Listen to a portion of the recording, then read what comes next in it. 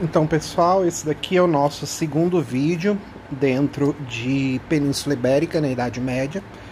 Lembrando que esse é um vídeo específico para os alunos da Faculdade de Guarulhos do curso de Medieval.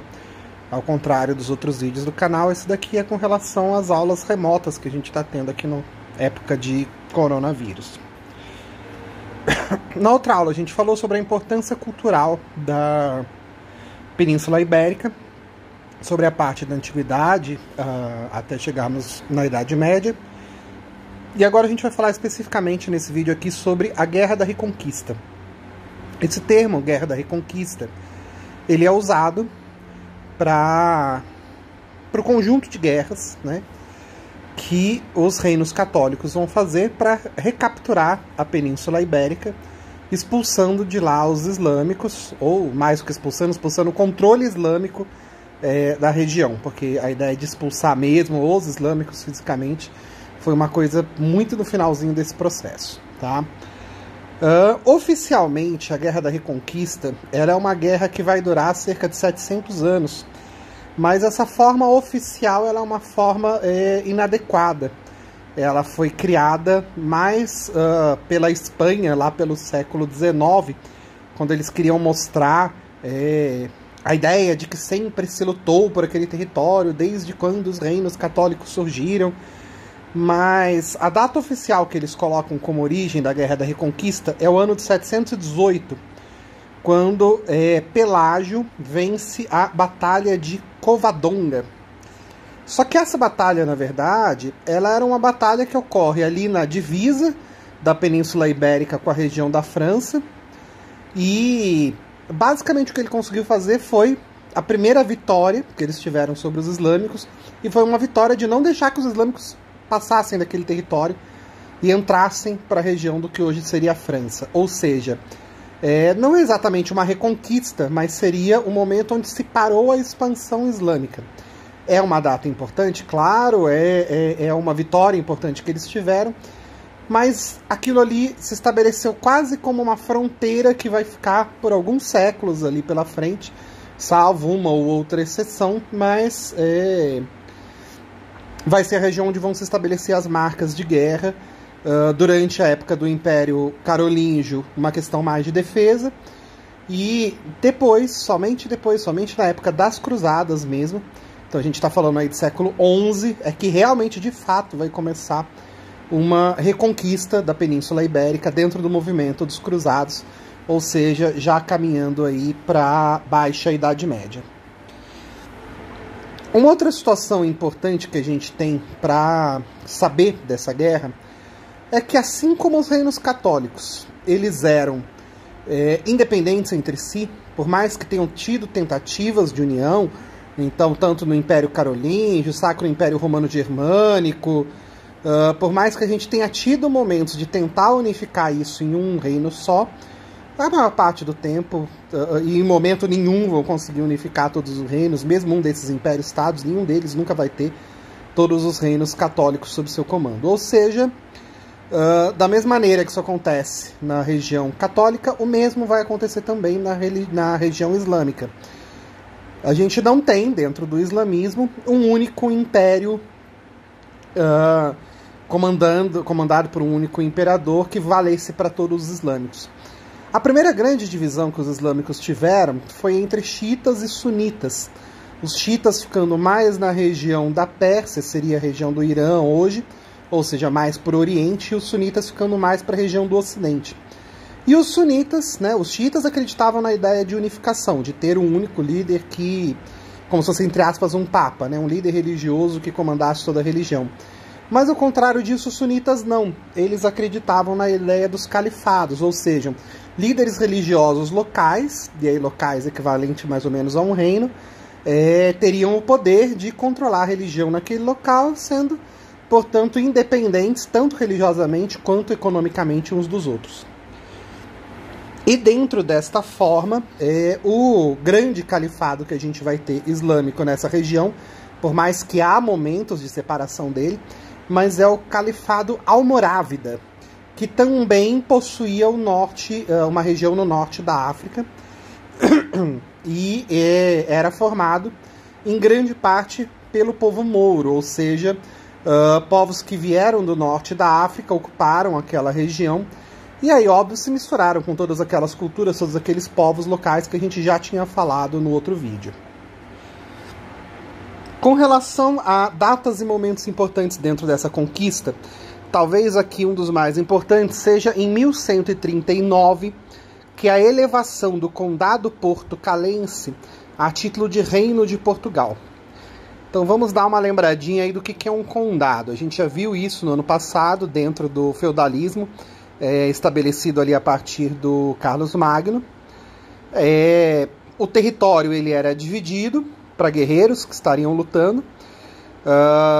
Parte desses territórios eram marcas e parte desses territórios eram condados. E esses condados tinham outras subdivisões e assim por diante. Existiam também os ducados, né? E um desses condados, que era o condado portucalense, que foi criado no começo desse processo aí de reconquista, ele vai conseguir ter muitas vitórias na região considerada, entre aspas, a mais distante do centro do mundo, né? Ou seja, na região mais ocidente, ali onde vai ser Portugal hoje. E como ele era um condado, que a princípio não era um reino, mas era um condado que começou a crescer muito em tamanho, se tornando maior, né, um único condado, mas maior do que o reino que o tinha criado, ele acaba recebendo a confirmação do Papa de que aquilo se tornava um reino independente então.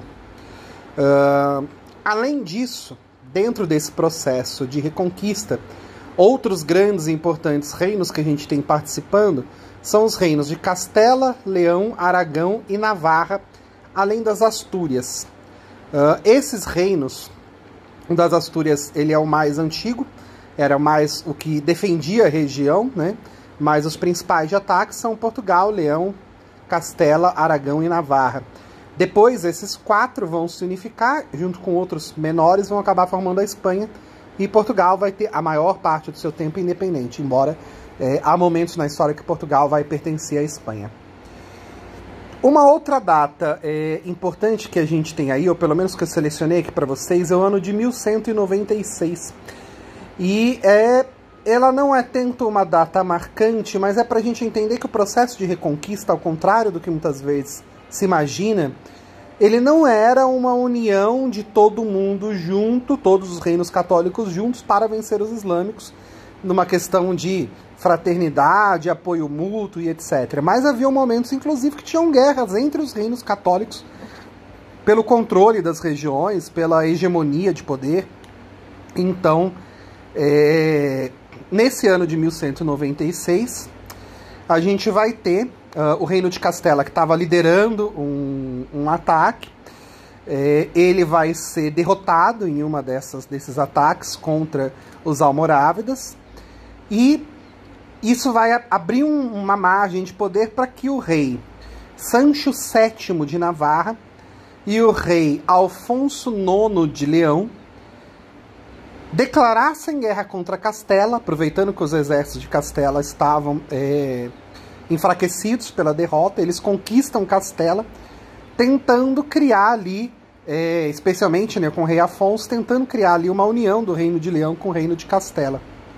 Portugal, que era outro reino, entre aspas, recém-formado, tinha como rei Sancho I, que vai pedir apoio ao Papa Celestino III, e o Papa vai declarar, no meio das cruzadas que estavam acontecendo, uma cruzada contra o Afonso IX.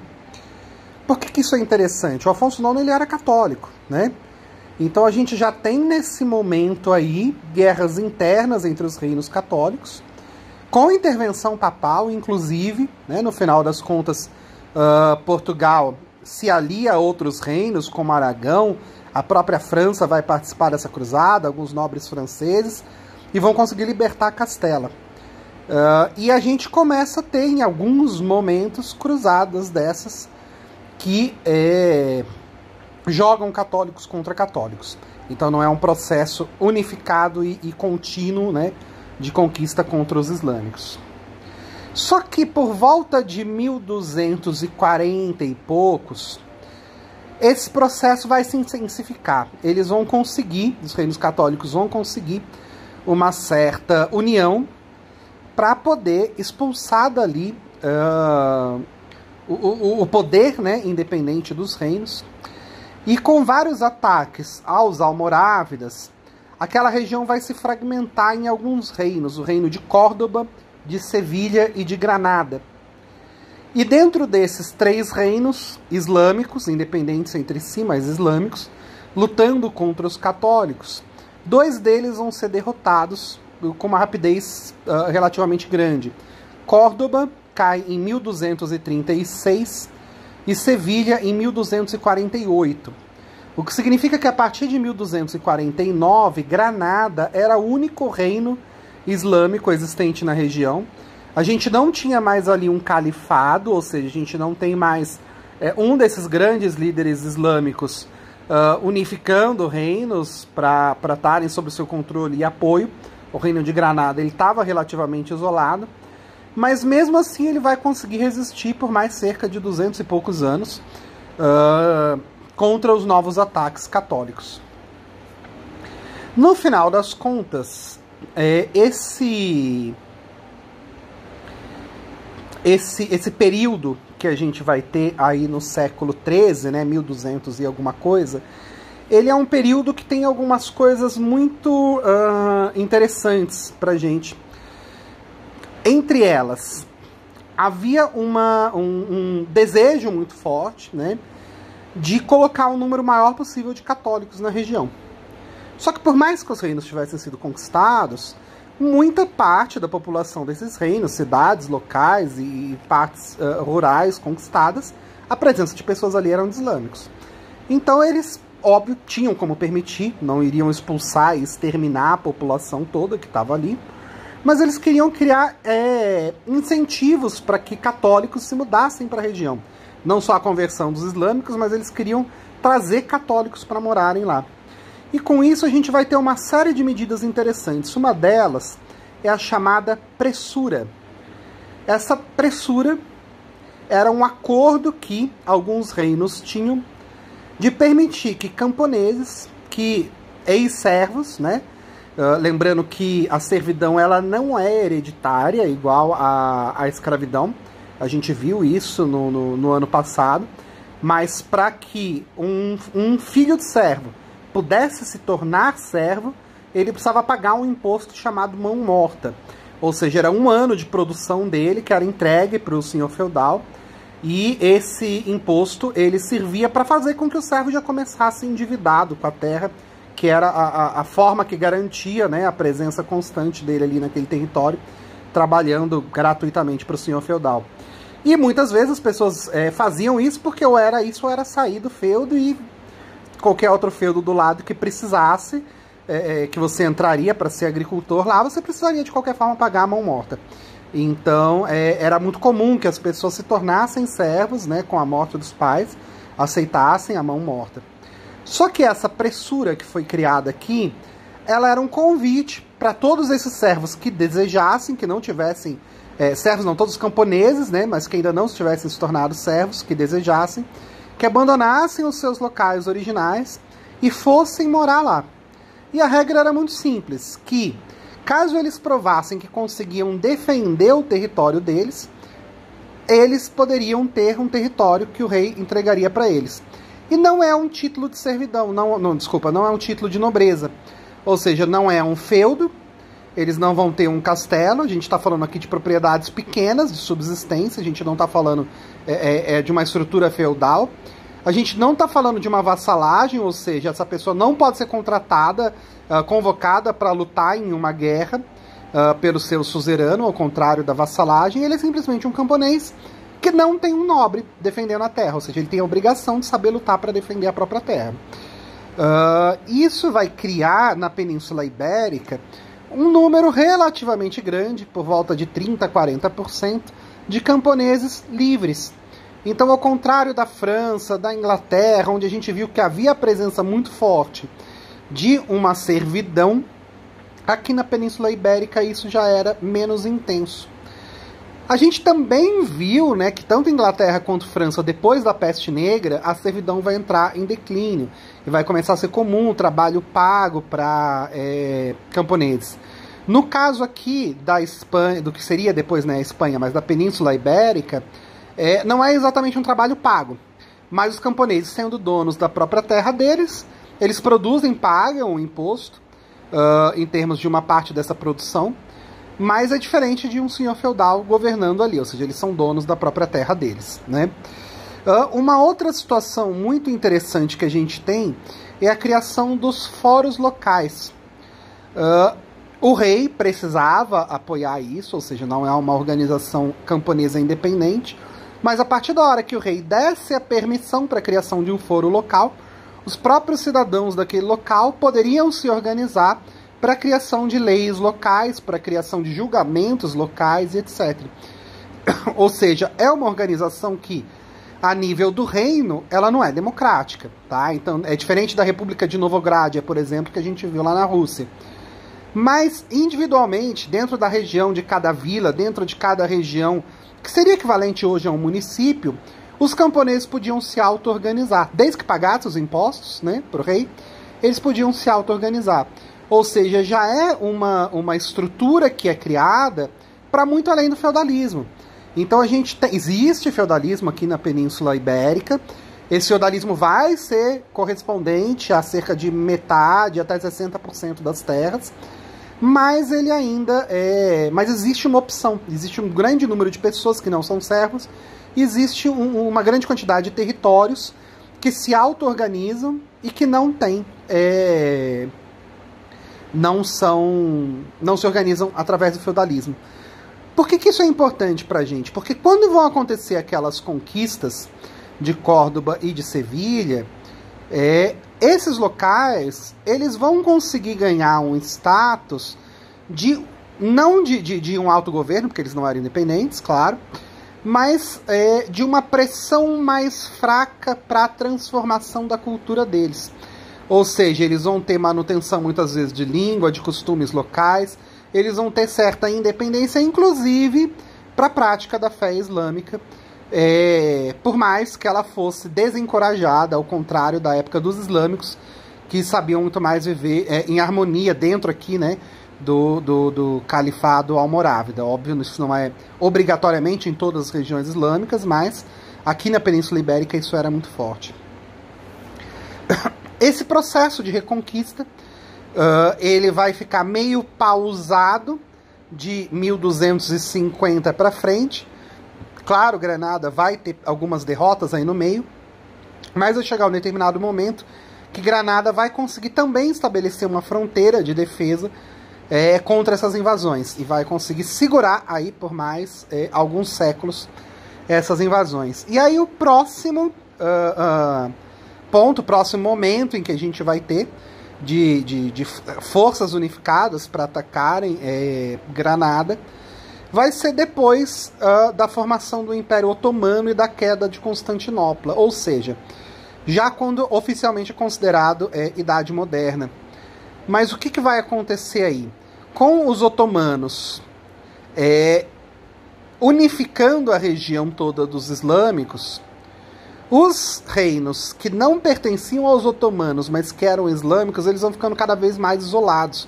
Eles vão acabar, cada vez, tendo menos apoio dos islâmicos, porque esses todos estão pertencendo ao grande império que eles estão formando nesse momento, que é o Império Otomano.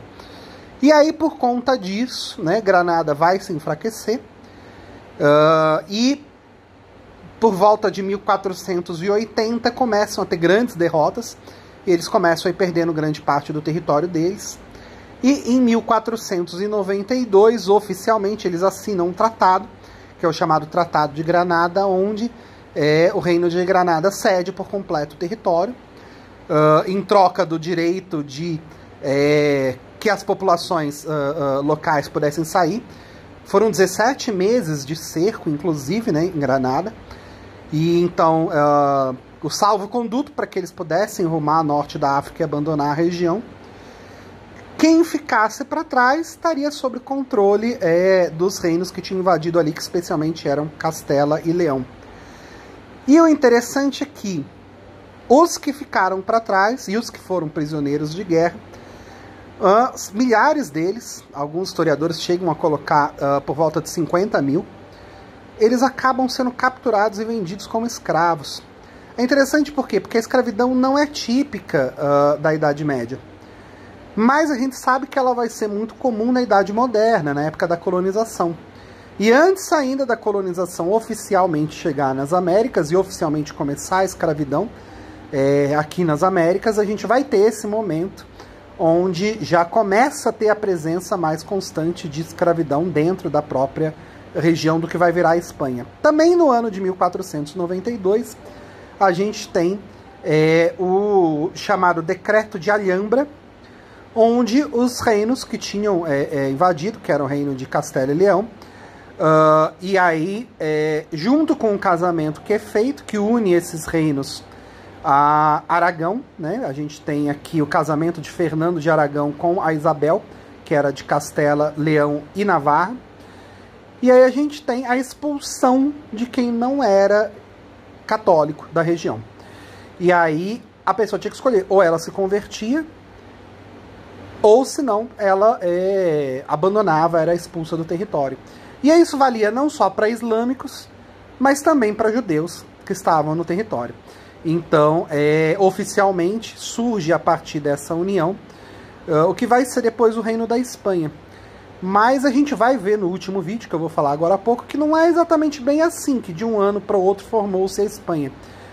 Na verdade, por muitos anos ainda na Idade Moderna, Castela e Leão vão ser relativamente separados e vão ter um status diferente. Tanto é que a língua castelhana vai ser a língua oficial e o espanhol mesmo, como língua oficial, vai surgir só depois.